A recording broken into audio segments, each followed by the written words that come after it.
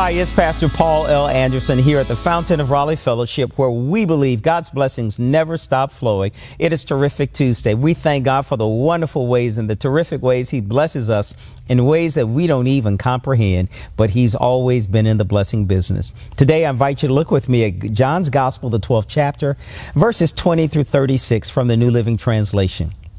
We find out here it's now during this Passover celebration. It's a week-long celebration and a time in which people come from all over the world to celebrate what God has done for Israel, how God allowed the death angel to pass over them that they could have life and get to the place where God would have them to be. So Philip told Andrew about it, and they went together to see Jesus. And Jesus said, "Now is the time for the Son of Man to enter into his glory. I tell you the truth. Unless a kernel of wheat is planted into the soil and dies, it remains. But his death will produce new kernels and plenty of harvest." Jesus is predicting his death. He begins to share this with Philip and Andrew, those two disciples that he had called together. Now he calls them and he begins to share with them. And he lets them know what is about to happen.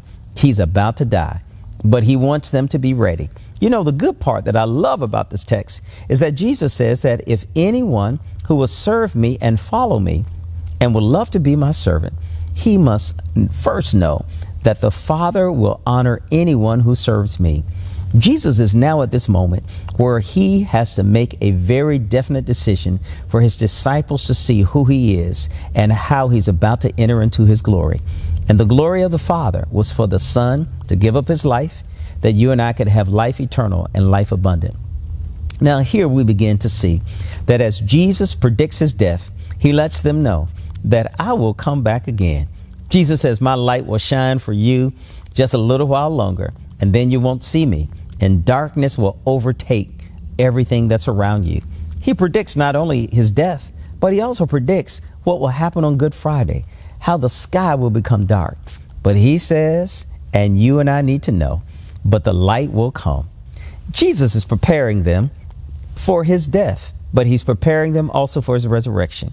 In the same way, God wants us to be prepared as we celebrate what Jesus did for us, and that we might walk in the light of his resurrection as well. May God bless you. May heaven smile upon you. Take the Lord with you everywhere you go, and we'll share with you again on tomorrow. To sow a seed to the Fountain of Raleigh Fellowship, visit our newly redesigned website, thefountainofraleigh.org, and select Sow a Seed from the homepage.